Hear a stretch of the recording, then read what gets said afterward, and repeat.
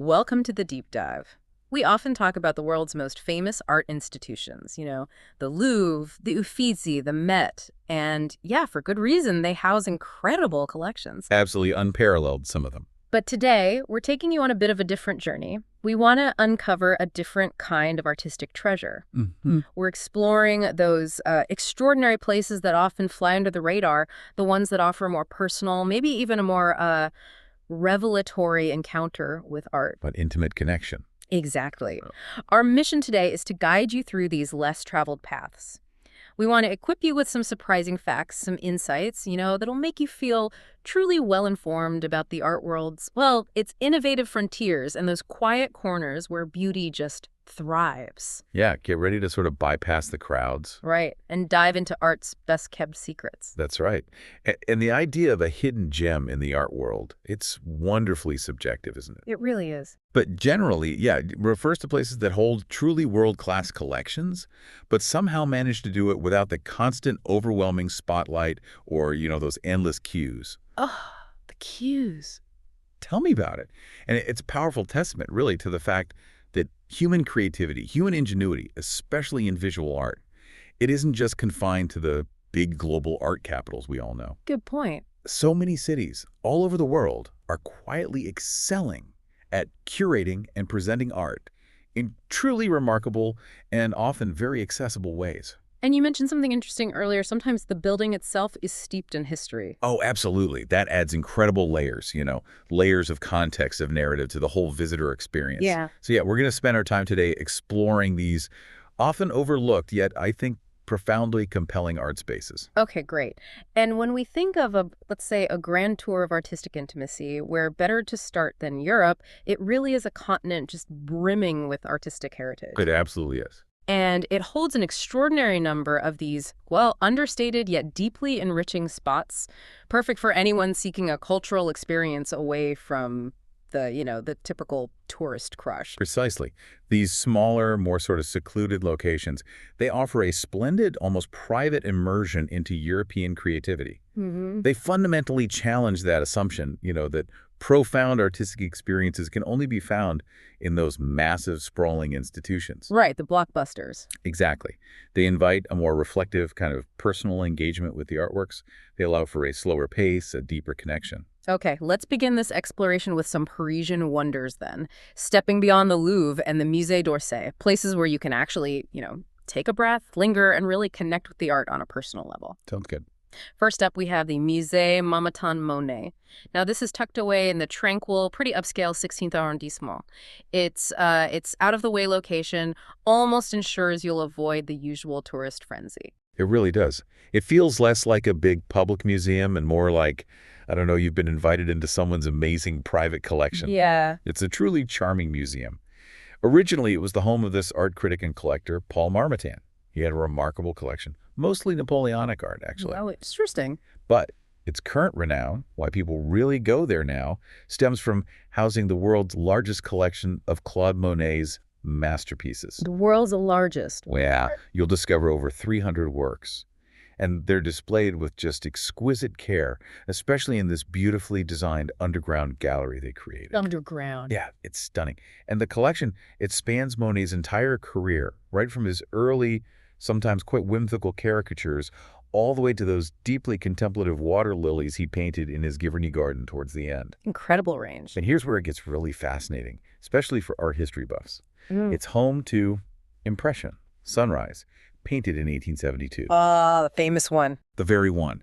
This is the painting that, when it was exhibited in 1874, famously gave the entire Impressionist movement its name, initially as a bit of an insult, mind you. Right, I remember reading that. So to see the actual genesis of a movement right there in the quiet intimacy of this museum is a powerful experience. And you'll also find significant works by his contemporaries Renoir, Degas, Gauguin, Manet, Morisot, which gives you this really rich context for Monet's groundbreaking vision. That sounds like an essential stop for anyone interested in Impressionism. What an immersion. Okay, and then just a stone's throw from the bustling Champs-Élysées over in the elegant 8th arrondissement is the Musée Jacques Marandré.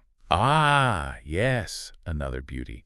This particular mansion-turned-museum, it tends to fly under the typical tourist radar. Apparently, it often only draws big crowds when there's a major special exhibition on. That's generally true, which means you might just find yourself with plenty of space to really appreciate its beauty. And it's an exquisite historical landmark in its own right.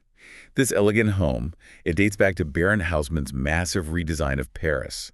It was the personal passion project of this art-loving couple, Edouard André and Nelly Jacquemart. Ah, so it was their home. It was. They basically envisioned a private residence as magnificent and artistically significant as the city's grand transformation happening outside. And when you walk through it, you really feel their presence, their dedication to art. That sounds lovely. Inside, you'll be captivated by some remarkable Dutch masterpieces, significant works by Rembrandt, Van Dyck, displayed right alongside an impressive collection of 14th and 15th century Italian art. Kind of mix. It is. But the undisputed crown jewel there is Paolo Uccello's St. George and the Dragon.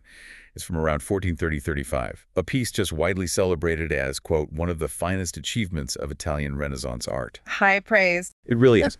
And then, as you go up the grand sweeping staircase, you're greeted by this truly spectacular sight.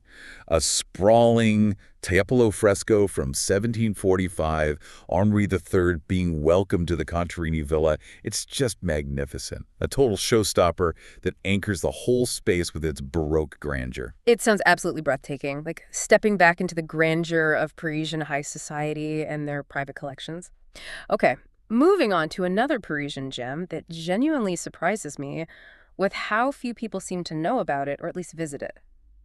The Petit Palais. Ah, the Petit Palais, yes. It's been stunningly renovated, it's completely free to enter, and it just offers an absolutely delightful experience. Built originally for the 1900 World's Fair, right? That's right. Then it transitioned into a museum in 1902. Designed by Charles Giraud in that magnificent Beaux-Arts style, it really strikes a perfect balance. How so? Well, its manageable size means you can actually absorb its offerings in about an hour, maybe two, without feeling completely overwhelmed, which can happen in some of the bigger places. Definitely. Museum fatigue is real.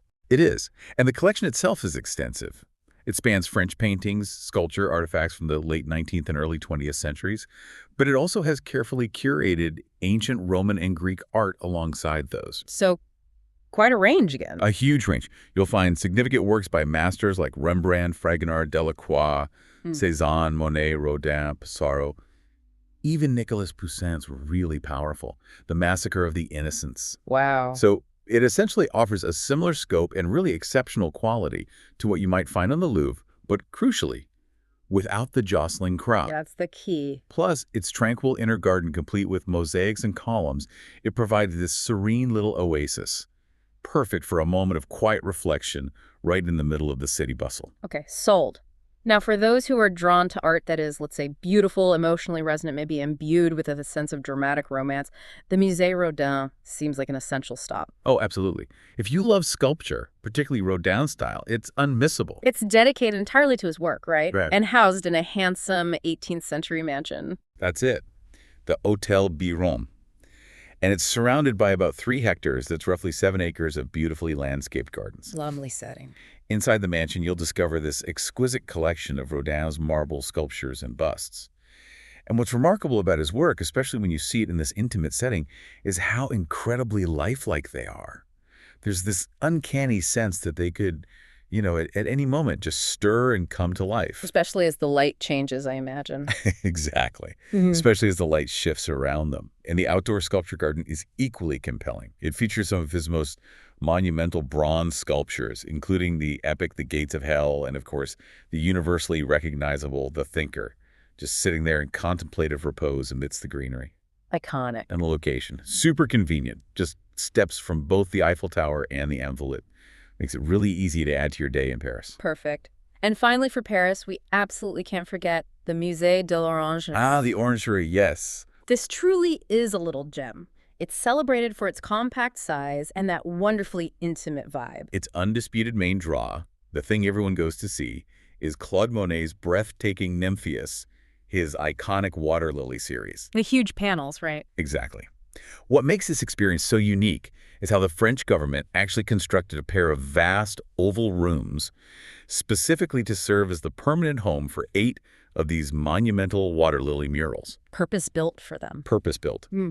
The design creates this incredibly immersive, almost meditative environment where you are just enveloped by Monet's vision of Giverny. It's stunning. Sounds incredible. And then on the lower level, you'll find additional Impressionist works by Monet, as well as the diverse collection featuring pieces by Alfred Sisley, Renoir, Cézanne, Paul Gauguin, Pablo Picasso, Henri Matisse, Amedeo Modigliani. It provides a fantastic survey of early modern masters. So more than just the water lilies. Definitely. And it's situated perfectly within the Jardin des Tuileries, so it's ideal for a quick yet profound art encounter. Maybe follow it with a nice stroll or a picnic in the gardens. Sounds like a perfect Parisian afternoon. Okay, let's move south now to Florence.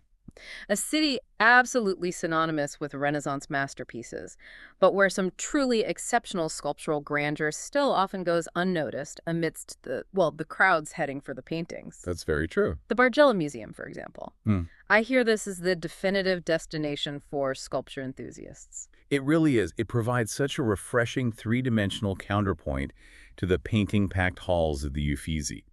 The Bargello is a profound celebration of Renaissance art in 3 dimensions. And the building itself is interesting, too. Oh, incredibly so. What's particularly captivating about the Bargello is that the building itself is a cornerstone of Florentine history. It's a 13th century former town hall and also a prison. Wow, quite the history. It's striking medieval architecture, complete with this grand courtyard and a monumental 14th century stone staircase adorned with the coats of arms of aristocratic families. Yeah. It just adds this unique historical layer to the whole artistic experience. So what treasures are inside? Inside, you'll find some of the earliest works by Michelangelo, including his Bacchus, and Donatello's iconic bronze David from the 1440s, a piece that really redefined Renaissance sculpture with its youthful, confident pose. I must see. Absolutely. Mm. The collection also features magnificent works by Cellini and Giambologna. In essence, you could say the Bargello is to sculpture what the Uffizi is to painting. It offers an equally deep and profound exploration of Florence's unparalleled artistic spirit. That's a great way to put it. And for a truly peaceful, almost spiritual encounter with art in Florence, there's the San Marco Monastery. I hear it's a tranquil haven, like stepping into another era. It really feels like that. It's one of those rare places where the art and the setting are completely intertwined. This nearly 600-year-old convent is remarkably well preserved, a serene oasis that just transports you away from the modern world. Who funded it? It was funded generously by the powerful Medici family and masterfully designed by Michelozzo.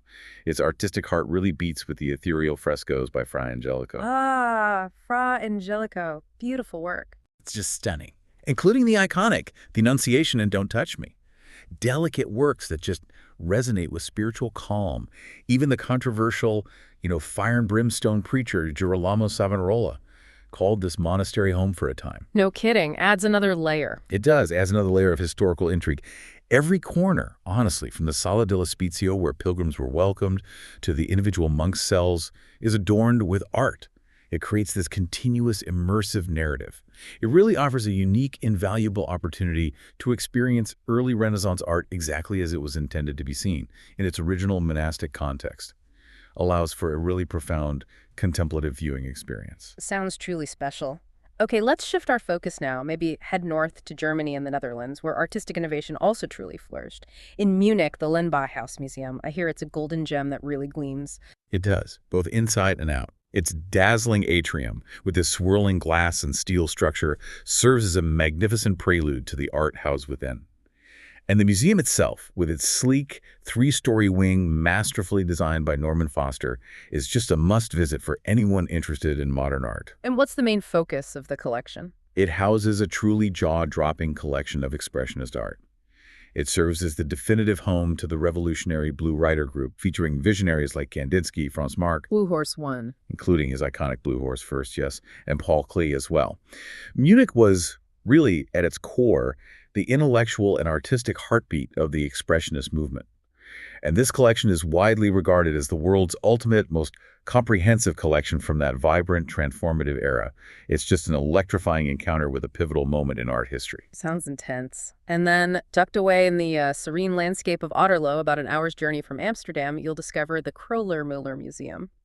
This sounds like an exceptional destination for art lovers. It absolutely is. It boasts an impressive collection, over 20,000 pieces of modern and contemporary art. And it's all nestled within a vast national park, the Haugeville U. 20,000 pieces. What's the highlight? What truly makes this museum remarkable, and the main reason many people make the trip, is its extraordinary Van Gogh collection. Nearly 90 paintings and over 180 drawings. Wow, that's huge. It makes it the second largest collection of his works in the world, after the Van Gogh Museum in Amsterdam itself. So you get to see some real icons. Oh yes. You'll stand before iconic masterpieces like Café Terrace at Night, The Potato Eaters, his introspective self-portrait, the portrait of Joseph Verlin the Sower. To see such a comprehensive selection of his work, tracing his evolution, outside of the main museum, it's a rare treat. Absolutely. Anything else besides Van Gogh? Definitely. Beyond Van Gogh, the museum also features significant pieces by post-impressionist and modern masters like Seurat, Mondrian, and Picasso. And adding another layer to the experience, it boasts one of the largest sculpture gardens in all of Europe. A sculpture garden, too. A huge one. It invites you to just wander amongst monumental works that are seamlessly integrated into the natural landscape. It makes it this perfect blend of art and nature. That sounds wonderful. Okay, our journey continues to the United Kingdom, specifically London, a city renowned for its vast, sometimes overwhelming collections. But let's look at the hidden gems.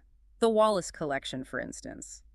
I hear it's a true hidden jewel, beloved by locals, but often missed by visitors. That's absolutely right. It's one of London's best-kept secrets in plain sight, really.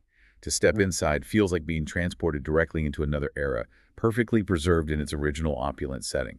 It was bequeathed to the nation with the condition that nothing leaves the collection, so it remains exactly as the founders intended. That's amazing. What kind of things are in the collection? What's truly captivating about the Wallace collection is its unique, wonderfully eccentric blend of holdings. You've got magnificent old master paintings displayed right alongside exquisite French furniture, intricate decorative arts, and even an impressive collection of medieval armor. Armor, wow. Yep. It's globally renowned for its 18th century French works, its superb European paintings, and particularly for its intricate boule furniture. You know, the kind with the elaborate metal and tortoiseshell inlay. So some big names. Huge names. You'll find masterpieces by artistic giants like Rembrandt, Franz Hals, including his famous The Laughing Cavalier Velázquez, Titian, Canaletto.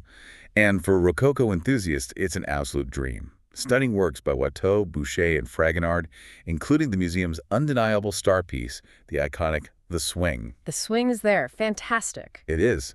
And a thoughtful tip for visitors, they offer a free 30-minute Grand Gallery tour daily at 3 p.m., which gives you really invaluable insights into the collection's highlights. Good tip. And then there's the Courtauld Gallery. I hear it's a dazzling yet intimate treasure tucked away inside Somerset House. Recently renovated, too. Yes. Beautifully renovated and reopened in 2021, it offers a refreshed and really inviting experience. Its primary renown rests on its truly exceptional collection of Impressionist and Post-Impressionist masterpieces, Including a lot of Cezanne. including Britain's largest and most significant collection of Cezanne's works. The Great Room on the upper floor is a particular highlight. It features masterpieces by Renoir, like the theater box Manet's iconic A-bar at the Folies Bergère, along with key works by Monet, Cezanne, and Van Gogh's incredibly poignant self-portrait with bandaged ear. Wow, all in one room. Many of them, yes. To stand before these works in such an intimate setting is just a powerful experience. Sounds it. Is it just Impressionists? No, the Courtauld is more than just Impressionism. You'll also discover stunning early Renaissance paintings, Northern Renaissance gems, and 2 impressive rooms dedicated to the monumental works of Rubens, alongside Lucas Cranach's compelling Adam and Eve. It's a beautifully curated journey through several pivotal moments in art history. Okay, let's hop back to Italy, but this time to Milan, the fashion and design capital. There's the Pinacoteca di Brera. Is this Milan's hidden art treasure? I certainly say so. It's undeniably Milan's artistic heart, and a true hidden treasure, elegantly housed within the grand 17th century Palazzo Brera, and it's just a short, delightful stroll from the Duomo. And what's the collection like? This collection offers an absolute feast of Italian art.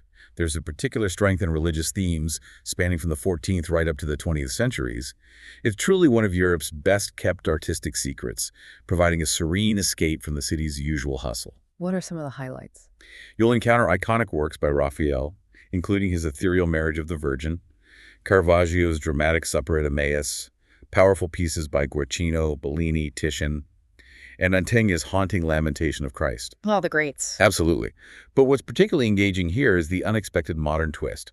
They have later acquisitions featuring pieces by Picasso, Modigliani, Braque, De Chirico, and Morandi. It creates this rich dialogue between historical and contemporary Italian and European art. Fascinating. Okay, Rome now. Near the bustling Termini station, you'll find Palazzo Massimo. Often overlooked, I hear. Very easy to miss from the street, yes. But stepping inside reveals this captivating world of stunning sculptures, intricate mosaics, vibrant frescoes, all beautifully restored to their original glory. What period does it cover? The impeccably restored building's ground floor houses 3 expansive galleries dedicated to the final tumultuous years of the Roman Republic and the early imperial period. So, Roman history. Roman history brought to life through art. You'll encounter exceptional busts, monumental statuary, including a powerful depiction of Emperor Augustus, the alluring sleeping hermaphrodite, and a dynamic reproduction of the discus thrower. Any standout pieces for you? For me, the standout piece is unequivocally the Boxer at Rest. It's a masterful bronze sculpture from the 4th century BC, discovered back in 1885. It's just an incredibly striking, emotional portrayal of a weary fighter slumped in exhaustion after his matches. Every muscle, every scar tells a story of resilience and pain. It's breathtaking. But the true, unforgettable treasure awaits on the 2nd floor, in room 2. This contains the exquisite garden frescoes from the House of Livia, Emperor Augustus's wife, originally located on Palatine Hill. Frescoes, like Pompeii. Similar idea, Yeah. but incredibly rare and delicate ancient Greco-Roman paintings. They were designed to create this illusionistic garden scene, giving you the sensation of being outdoors even when you were inside. The vibrant colors, the lifelike details, they're breathtaking. You truly won't want to leave that room. I can imagine. Okay, shifting our focus to Spain now. The Liria Palace in Madrid. This sounds like an absolute revelation. A museum offering sheer joy with its intimate atmosphere, family photos, period furnishings. It really is wonderful. A fantastic contrast to the grand, sometimes overwhelming scale of the Prado.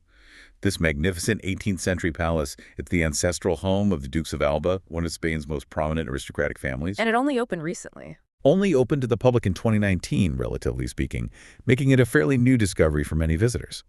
To visit is truly like stepping into a mini Prado, but crucially, without the crowds. And the collection, as good as the Prado. Well, it's smaller, of course, but the quality is astonishing. It features masterpieces by Spanish giants like Goya, including his renowned Duchess of Alba, the White Duchess from 1795, works by Velázquez, Murillo, Zurbarán, and then significant pieces by European masters like Rubens, El Greco, Titian. Incredible. Each room, whether it's the dedicated Spanish, Flemish, Italian, or Goya room, is just this meticulously curated treasure trove. It showcases the artworks cherished by centuries of Spanish royalty and aristocracy.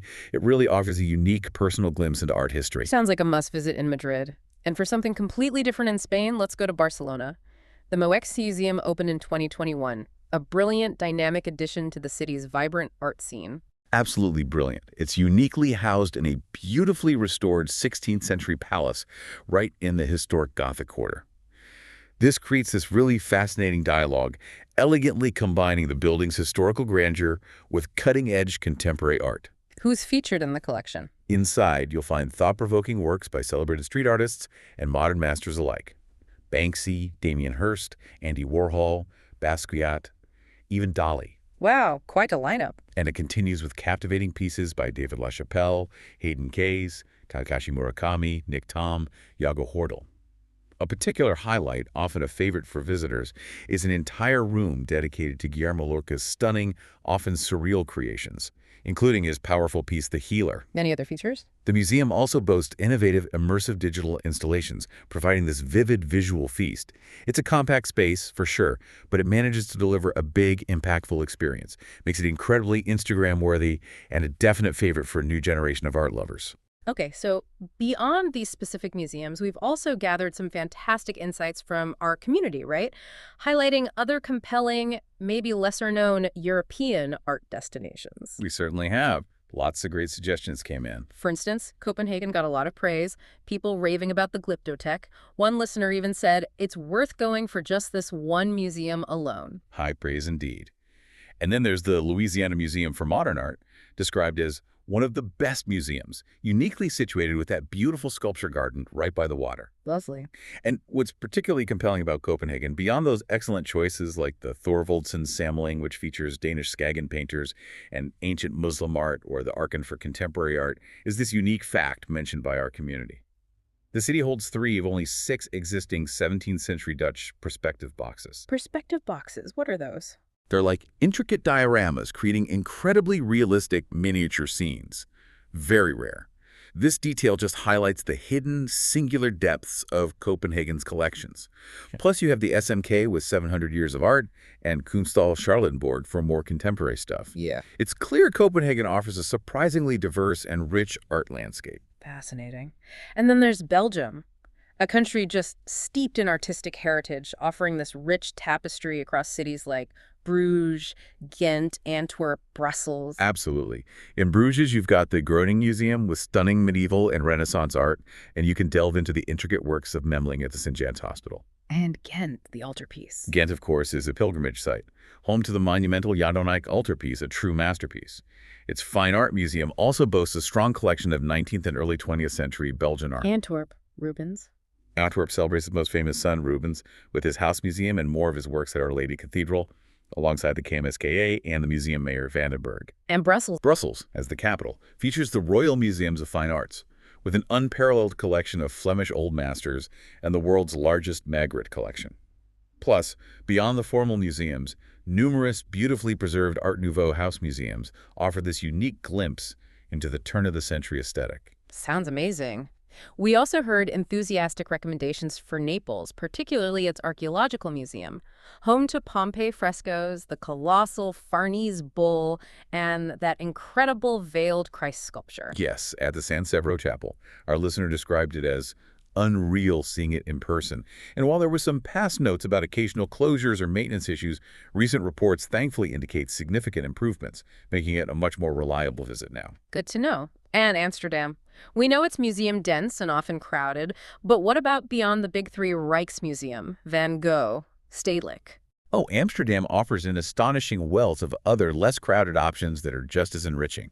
You can dive into photography at Foam and Wissy Marseille, explore beautifully restored period interiors in historic canal houses like the Rembrandthuis or Museum van Loon, or discover fascinating niche collections, the Ellard Pearson for archaeology, the Outsider Art Museum, even Micropia for microbiology. Microbiology? Seriously.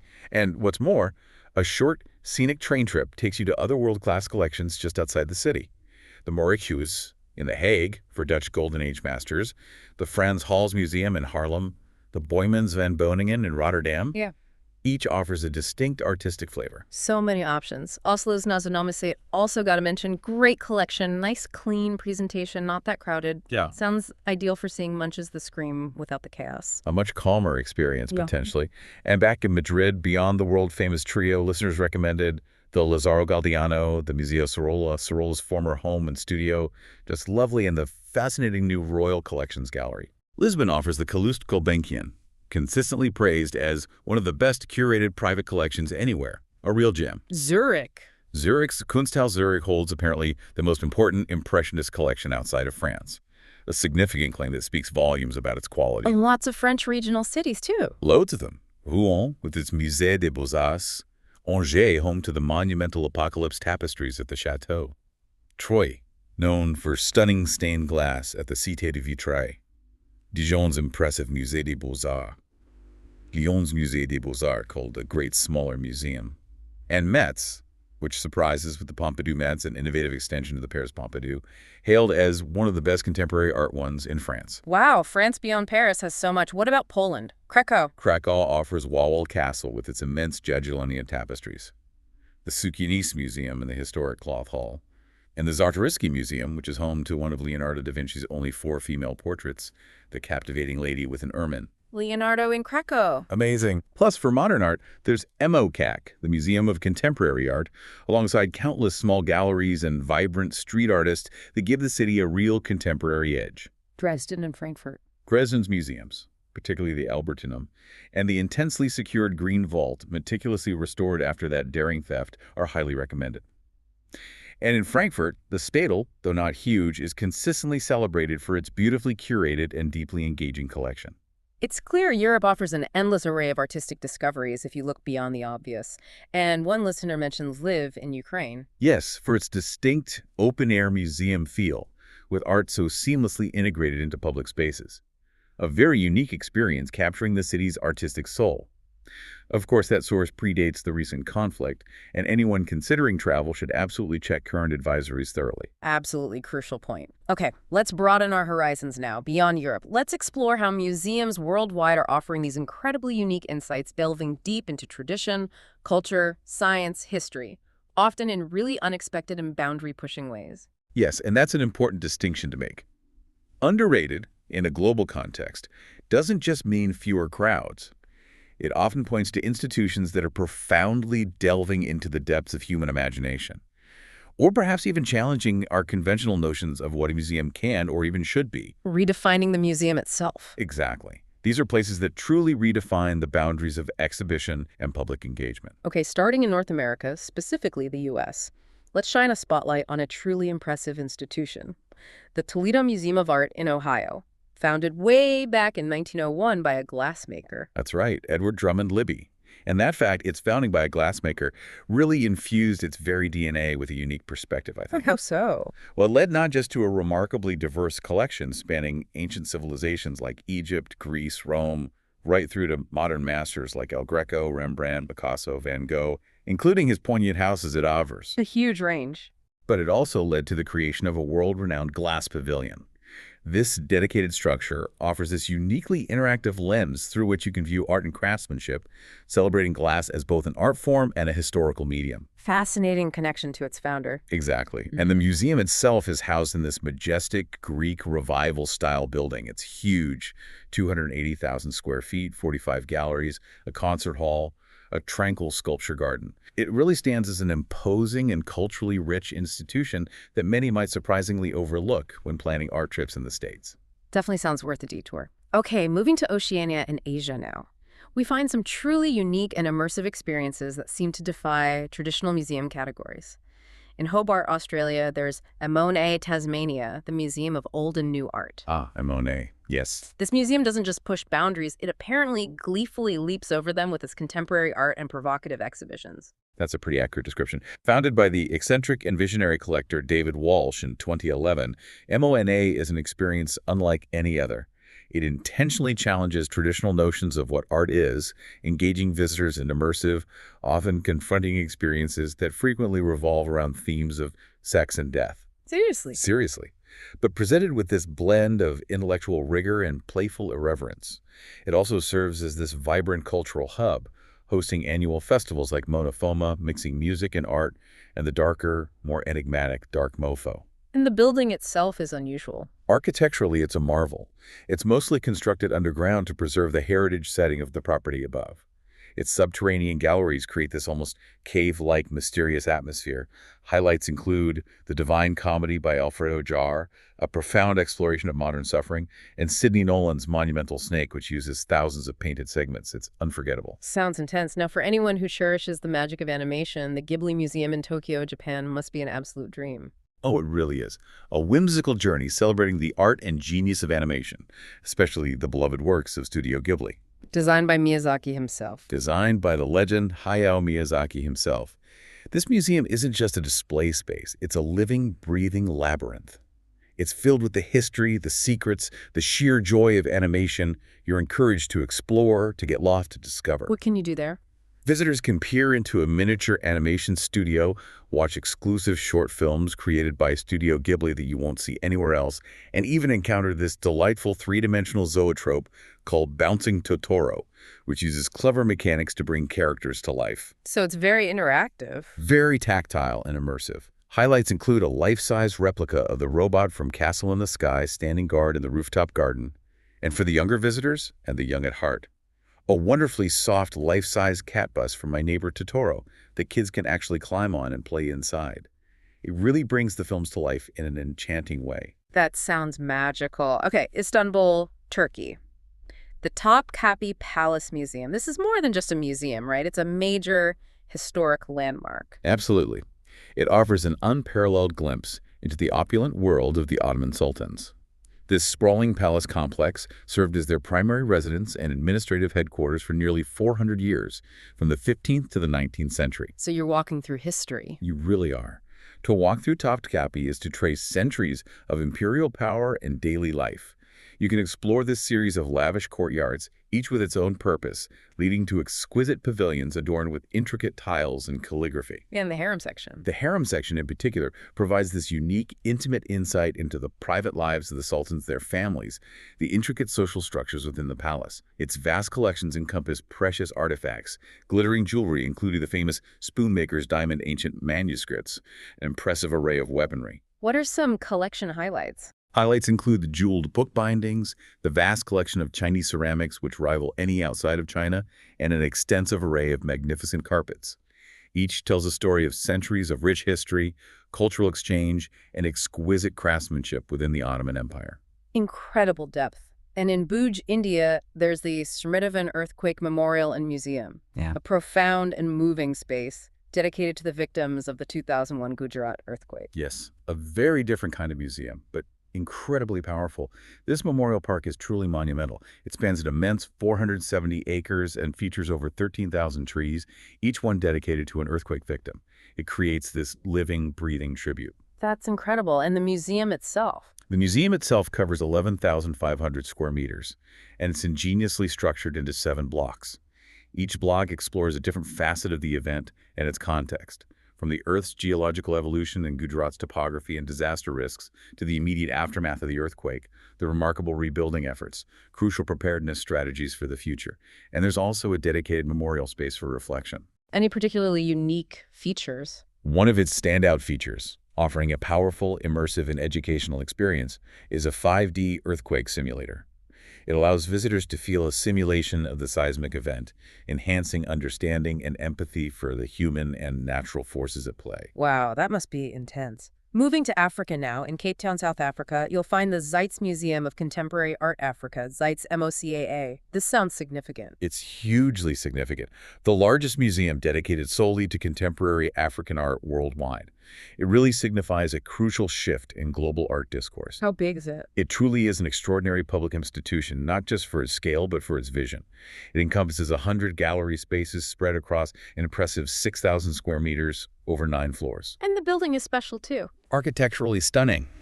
It's ingeniously housed within a repurposed historic grain silo. The original industrial concrete cylinders are still intact, creating this unique, almost cathedral-like architectural backdrop, with cavernous spaces and unexpected vantage points. Giant windows cut into the concrete flood the galleries with natural light, creating this dynamic interplay between the artwork and the historic building. And the art inside? Its collection features significant works by acclaimed contemporary African artists like Mary Sabond, Francis Goodman, Kendall Gears, William Kentridge, Nicholas Lobo. It's an absolutely pivotal space for understanding the richness and diversity of contemporary African art today. Definitely on the list. Okay, now let's explore some truly unique, maybe even quirky, off-the-beaten-path concepts that completely redefine what a museum can be. First stop, Zagreb, Croatia, home to the Museum of Broken Relationships. Ah, yes, this one always gets a reaction. The concept is brilliantly simple and probably profoundly relatable. It showcases personal items donated, each carrying the poignant story of a failed relationship. It's a remarkable concept. Initially, it was conceived as a traveling collection, but it garnered such a powerful response that it evolved into this permanent, hugely popular attraction. It even received the Kenneth Hudson Award for Europe's Most Innovative Museum back in 2011. That's impressive. It is. Items are donated from all over the world, each displayed with anonymous relationship details and often heartbreakingly witty or profound annotations provided by the donors themselves. Any famous exhibits? Highlights that truly resonate with visitors include an X-axe, apparently used by a woman to smash her ex-partner's furniture, the Wi-Fi password, which became the last shared connection, and numerous poignant love letters. It transforms the emotional detritus of relationships into compelling, often humorous, and deeply human art. It's a testament to our shared experiences of love and loss. Sounds strangely compelling. Next, something truly bizarre and fascinating. ARK, or Atomska Ratna Komanda, the nuclear command bunker near Sarajevo in Bosnia. Tito's bunker. Yes. A former top-secret military site built by Josip Broz Tito, the former leader of Yugoslavia. Now it serves this dual purpose. Dual purpose? How? It's a fascinating hybrid space. It merges Cold War history with contemporary artistic expression.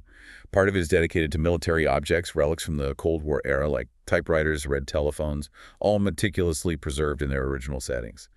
The other part is a contemporary art space. Art in a nuclear bunker. Exactly. It features 125 works by artists from 102 countries who have used the unique cavernous environment as their canvas. The atmosphere, as visitors describe it, is undeniably slightly creepy, given its original clandestine purpose and those echoes of nuclear anxiety. I bet. But it's an incredibly unique and powerful backdrop for an art collection. It juxtaposes this dark chapter of history with modern creative expression, inviting contemplation on conflict, secrecy, and the human spirit. Wild. Okay, back in London, another unconventional art space. The old police station. An old Edwardian police station repurposed as a DIY art center. That's it. This space truly embodies a grassroots, community-driven approach to art. It hosts self-made micro-exhibitions in unexpected corners, provides artist studios within former cells, and even encourages students to exhibit their work in the very prison cells where detainees were once held. Wow, that's a statement. It creates a powerful commentary on freedom and confinement.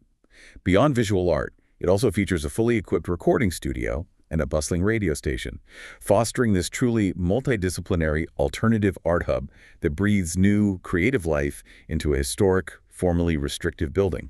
It's a dynamic example of adaptive reuse and artistic autonomy.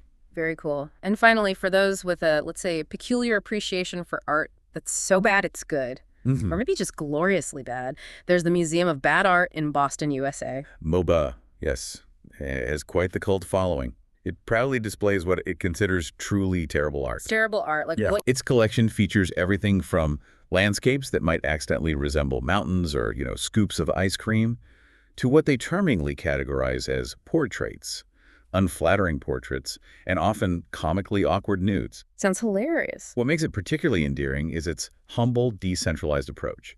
It's housed in 3 quirky locations across the Boston area, the Somerville Theater, the offices of Brookline Interactive Group, and the New England Wildlife Center. So making a pilgrimage to its various sections is part of the unique experience. It offers this wonderfully humorous, unconventional take on art appreciation, reminding us that beauty truly is in the eye of the beholder, even when it's objectively, well, not so beautiful. Okay, all right. We've journeyed through individual museums, from the deeply intimate to the wonderfully unusual. Now let's shift our focus slightly to entire cities that are rapidly becoming vibrant new art destinations, often very much outside the art world's, well-beaten track. Yes, these emerging art capitals. Places where the creative energy is palpable and new narratives are being formed. That's a fascinating evolution to watch. And what's truly compelling here is understanding the confluence of factors contributing to their emergence. It's rarely just about a single monumental museum opening. Right, it's more organic. Exactly. Instead, it's this dynamic convergence of thriving gallery scenes, the launch of new innovative art fairs, and the growth of bustling collector ecosystems that collectively elevate a city's artistic profile. These are places that are genuinely building new creative encounters from the ground up, fostering a unique identity for themselves in the global art landscape. Okay, where should we start? How about Busan, South Korea? We hear a lot about Seoul, but Busan seems to be making waves. It absolutely is. While Seoul has undeniably grabbed a lot of international art world attention recently, especially with Frieze setting up there, Busan is absolutely burnishing its own cultural credentials. It's emerging as a distinct and powerful force. As one of the world's busiest port cities, it's not just an economic powerhouse, but a significant cultural gateway to Asia. And it's got that coastal appeal, too. Indeed, its stunning coastal allure, with beautiful beaches, has certainly played a role in its rapid transformation. This natural beauty has attracted an influx of luxury hotels and resorts like Grand Joseon and Antai, which in turn bring a new wave of luxury brands and clientele. Bloomberg even affectionately nicknamed it the Miami of South Korea. Miami of South Korea. Interesting. What about the art infrastructure? Recent years have seen the opening of exciting new art spaces. There's the architecturally striking Hyundai Motor Studio, the repurposed F-1963 complex, the waterfront PARK, and the future looks even brighter, with plans for a Kim Chong-hak museum, a cutting-edge digital art venue called Art Museum, and several private collection museums slated to open. And events, fairs. Busan has been hosting its own prestigious Busan Biennale since way back in 1998, running August to November. And the Art Busan Fair, now in its 13th edition, continues to draw increasing numbers of international galleries and is actively planning new partnerships. The local gallery scene is also thriving, with notable names like Art Sokyang, LE, and BAE, and gallery playlists fostering local talent and attracting new collectors. It sounds like a city really investing in its art scene. Okay, next, let's look at Atlanta in the United States. one of the U.S.'s fastest-growing major cities, with an art scene that seems to be rapidly on the ascent. Definitely growing fast. Beyond its established reputation as a hub for music, sports, film, tech, its gallery scene has seen remarkable growth. Prominent players like United Talent Agency, Jackson Fine Art, Wolfgang Gallery have recently opened significant spaces there. But it felt under-recognized before. What's particularly compelling about Atlanta's emergence is how, despite its vibrant street art community and numerous grassroots initiatives, the city did historically feel somewhat under-recognized on the national art stage. So what changed? To address this, an art advisor named Kendra Walker launched Atlanta Art Week in October 2022. A brilliant initiative designed to unite these scattered art organizations and truly spotlight the wealth of local talent. Did it work? It had an almost immediate and significant impact. It directly led to the announcement of the inaugural Atlanta Art Fair, co-organized by two major players, Art Market Productions and Intersect Art and Design. Slated for October 3rd to 6th at the historic Pullman Yards, this new fair is set to feature a diverse array of local, regional, and national participants, plus engaging public projects. It's really putting Atlanta firmly on the global art map and fostering a cohesive, dynamic art community. Fantastic initiative. Okay, crossing back to France now. Marseille, offering a compelling, vibrant alternative to Paris. More affordable, too, I gather. That's a big part of it, yes. As the second largest French city, it boasts a significantly more affordable cost of living. And as a result, it's increasingly attractive to artists. Get this, nearly 1 in 10 homebuyers from the Paris region post-2020 lockdowns chose Marseille as their new home. Wow, that's a significant shift. It really is. Its location on the southern coast, Mediterranean sun, close to Nice and Saint-Tropez, makes it inherently appealing. Time magazine even recognized Marseille as one of the world's greatest places in 2022, specifically highlighting its emergence as a leading cultural destination. So artists are moving there for the space and lower rents. Lower rents, greater abundance of raw, expansive space. It's made it an ideal incubator for new artist studios, like the impressive converted tobacco factory, La Friche La Belle de Mai. It's also fostering a wealth of residencies and experimental, collaborative projects like La Résidence Résiliente, which is opening a new 700-square-meter space. What's the gallery scene like? Dynamic. Includes names like Galerie Cocanas, Memory Gallery, Crevecoeur, Ghost Gallery, Double V Gallery, often characterized by a strong sense of community, with many artists choosing to self-represent or form collectives. Oh. The Artorama Fair, held end of August to early September, is the largest in the south of France, and actively supports new and young galleries, cementing Marseille's role as a vital center for emerging talent. And this organic growth is further complemented by the exciting reopening of the city's renovated Museum of Contemporary Art after a significant revamp. It signals a new chapter for its institutional art scene. Sounds like a really exciting place to be an artist right now.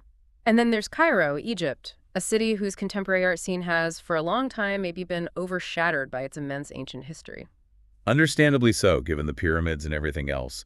But things are definitely changing there, and in a big way.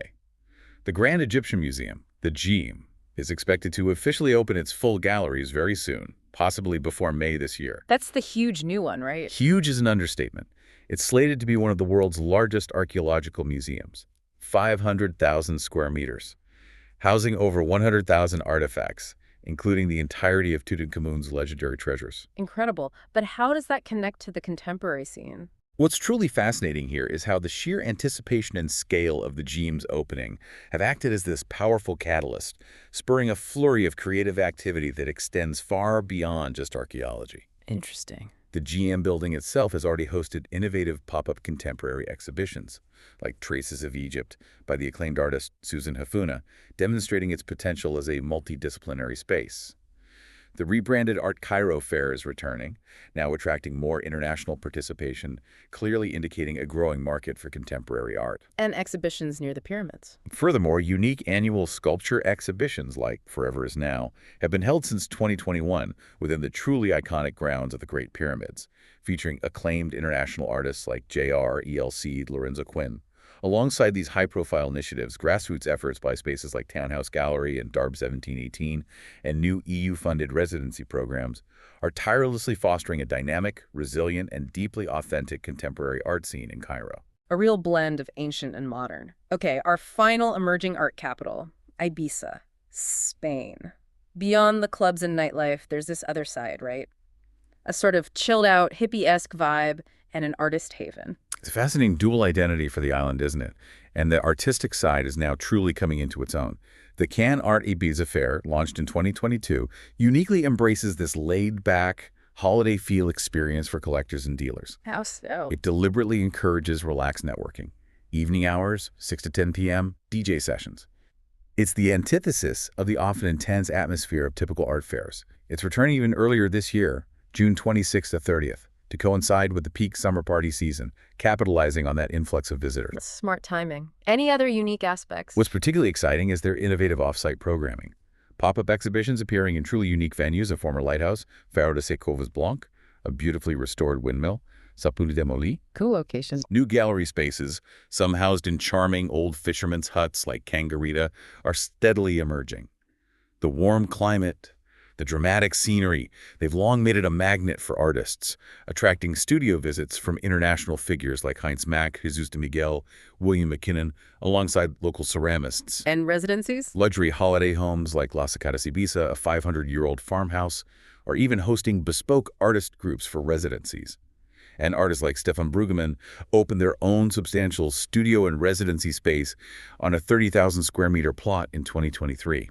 It's really cementing Ibiza's growing, multifaceted role as an important global art destination. It really sounds like it. This fascinating journey through these evolving art landscapes, it brings us to a fundamental question, doesn't it? How are museums themselves transforming, moving beyond simply being these static showcases of things of beauty? Yeah, are they still those intimidating, almost sacred temples we once thought of, or something deeper happening? Exactly. And that's a crucial inquiry.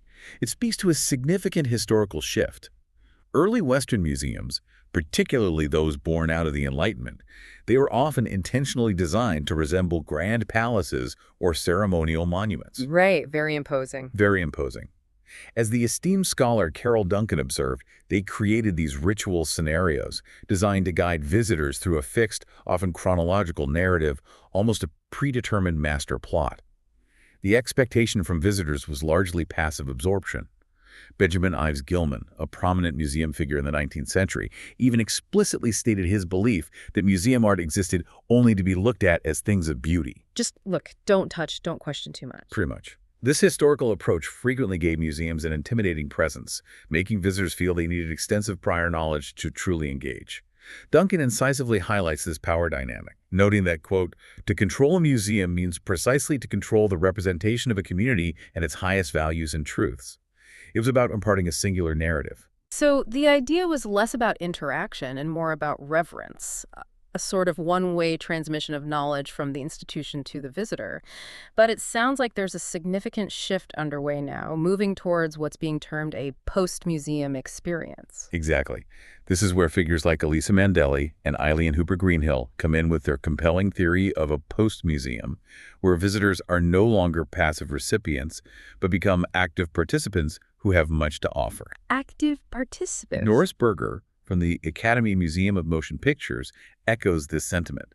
She eloquently stated that art museums are indeed becoming less and less sacred temples, and often more spaces for communities to come together to discuss works of art and see how it relates to their respective lives or not. So more about connection and discussion. Precisely. This profound shift fundamentally necessitates museums to decenter the curatorial voice, to move away from that top-down authoritative narrative and truly prioritize the audience's diverse perspectives and experiences. It's a vital transformation, really, for museums to remain relevant, dynamic, and genuinely impactful in contemporary times. That sounds like a powerful, even revolutionary transformation in how art institutions see themselves. Let's look at a fantastic example of this in action. Ursula Johnson's reallocation, Festival of Stewards in Canada. Ah, yes. A brilliant project. Johnson is an Indigenous performance and installation artist, and her work deeply focuses on kinship, right? Fostering strong reciprocal relationships between Indigenous and non-Indigenous peoples. That's absolutely central to her practice. And this project has a truly inspiring origin story. It stemmed from a commission for Landmarks 2017, Repairs 2017, a major art event, but it was directly inspired by these heartfelt conversations Johnson had with 6th to 8th graders from Cabot Junior Senior High School in Nova Scotia. The middle schoolers. Middle schoolers. These young students candidly share their insights into the very real, often painful, past and present tensions between the Acadian, Scottish, and Mi'kmaq communities in their region. particularly around sensitive issues like land ownership, treaty rights, moose harvesting in the Cape Breton Highlands National Park. And the kids came up with a solution. Their brilliant, deeply empathetic solution, conceived by the students themselves, was to propose a festival and a feast as a way to bring these diverse communities together, not just to acknowledge their differences, but to actively celebrate their shared connection to the land. That's amazing. And the execution of this vision was truly incredible, it sounds like, going way beyond mere symbolism. Oh, it was hugely practical and collaborative. Held at the McIntosh Brook Campground, it was this massive effort involving local businesses, various community organizations, even dedicated employees from Cape Breton Highlands National Park. What about the feast itself? The menu for the feast was thoughtfully based on shared histories and beloved family recipes, featuring contributions from local vendors like Salty Roses and Periwinkle Cafe. But the highlight, both symbolically and literally, was the moose meat. Moose meat. Generously provided by the Quilmagruco Moskluswak Negotiation Office, the KMKNO, which represents Micmac communities. This act wasn't just about food. It symbolized a critical step towards sustainable resource distribution and shared cultural practices. Ursula Johnson herself, along with a team of volunteers from Enniscad University, personally grilled 1,000 pieces of moose meat for the attendees. 1,000 pieces. Turning a simple meal into this powerful act of community building. Incredible. And this entire endeavor was profoundly guided by the Micmac philosophy of Netukulunk, which emphasizes the crucial importance of maintaining a sustainable, respectful relationship with the land and its resources.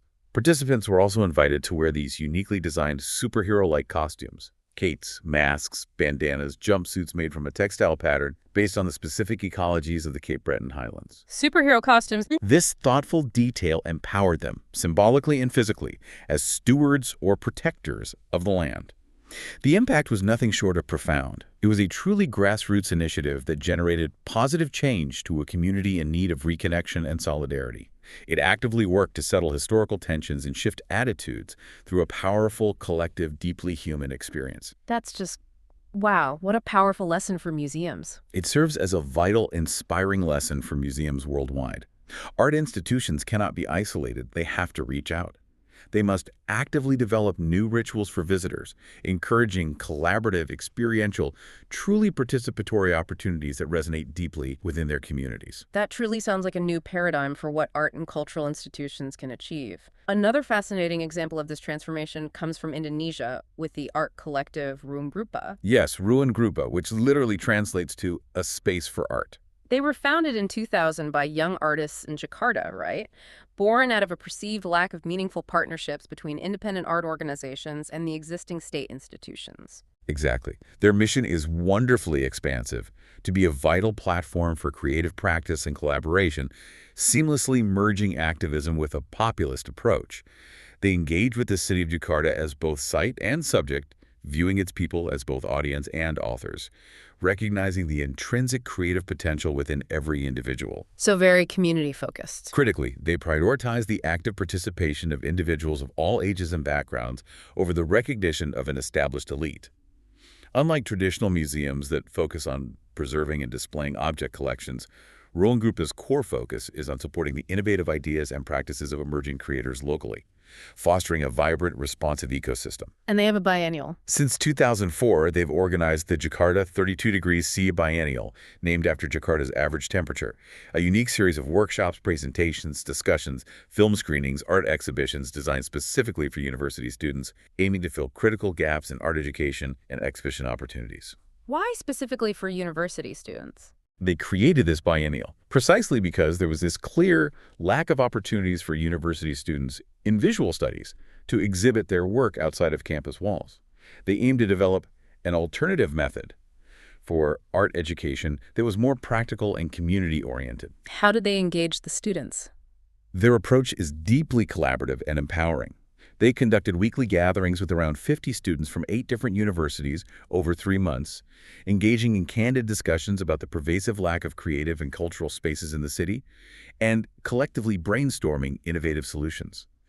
This participatory approach fundamentally redefines how art can engage with and serve a community, moving far beyond passive display to active participation, co-creation, and truly addressing societal needs. It's a powerful model for the future of arts engagement. Truly inspiring examples. Okay, bringing our discussion a little closer to home now, geographically at least.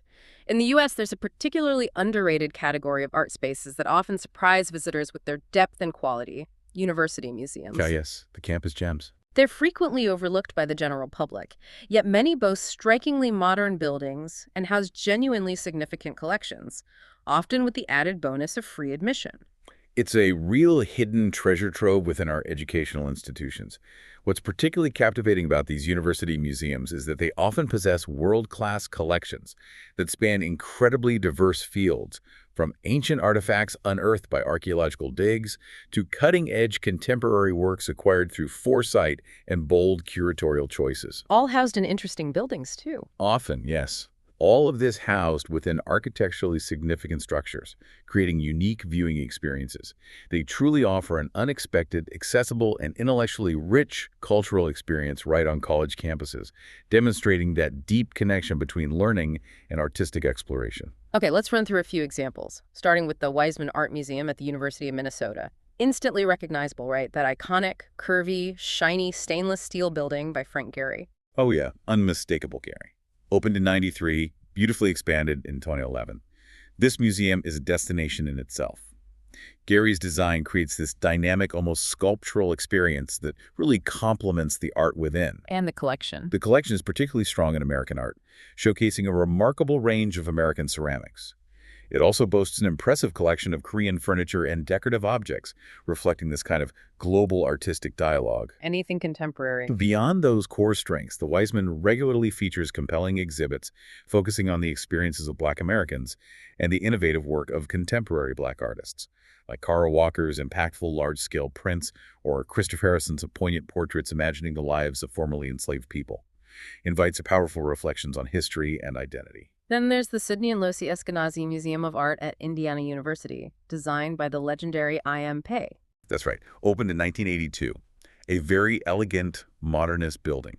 PI was renowned for his masterful focus on geometry and light, and you really see that here.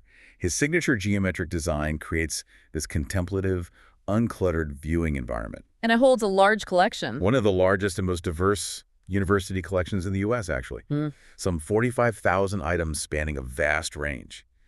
Ancient African art, indigenous art of the Americas, significant photography collections, contemporary works. Renovated recently, too. Thanks to a major philanthropic donation, it underwent a comprehensive renovation in 2016, enhancing the visitor experience. And adding a touch of local flavor and unexpected delight, it even recently hosted a fascinating art exhibit featuring paintings by Indiana-born rock star John Mellencamp. Mellencamp the painter. Didn't know that. Okay, Michigan State University is home to the Eli and Edith Broad Art Museum, a bold building by Zaha Hadid. A truly bold building, one of only 4 U.S. buildings by the acclaimed Iraqi-British architect. And she was, remarkably, the first woman to win the Pritzker Prize. Wow. What's it like? Hadid's signature angular, almost fractured steel exterior immediately signals its focus on contemporary art. It creates this dramatic, immersive experience even before you step inside. The interior continues this dynamic aesthetic. And the collection. Recent acquisitions cover incredibly diverse media, cutting-edge video installations, inkjet prints, Hadid's own exquisite works, including intricate silver jewelry and larger designs in marble. The museum is currently featuring a newly commissioned installation, Complex Dreams, by the innovative Canadian artist Esma Mohamoud, exploring themes of Black identity and athleticism. It's connected by name to the Broad in L.A. through the collectors, but this museum is distinct, with its own unique curatorial vision. Good distinction. Emory University in Atlanta boasts the Michael C. Carlos Museum, renovated by Michael Graves. Yes, its current striking form is the result of a significant 1993 renovation by Michael Graves, giving it that distinctive postmodern facade that immediately captures attention. And its collection strength. This museum is a regional powerhouse. It holds the Southeast's largest and most comprehensive collection of ancient art holdings, spanning from Egypt to the ancient Americas. Beyond these ancient treasures, it also features a dedicated gallery for works on paper, including significant modern pieces. What kind of exhibits might you see? You can immerse yourself in fascinating exhibits on ancient Greek, Maya, Moshe pottery, exploring the intricacies of ancient craftsmanship. It also actively engages with contemporary art, featuring thought-provoking works by artists like Levon Bell, providing this nice bridge between historical collections and modern interpretations. The Blanton Museum of Art at the University of Texas at Austin. Big museum, big collection. As many things are in Texas, yes.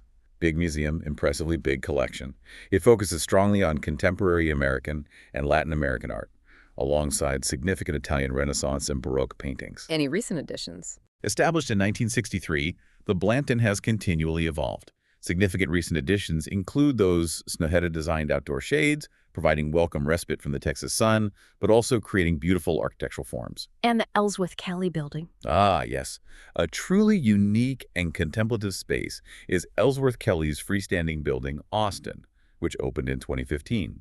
This architectural artwork, with its vibrant colored glass windows and stark marble panels, is described as a refuge for quiet contemplation, a space where light, color, form interact to create a deeply meditative experience.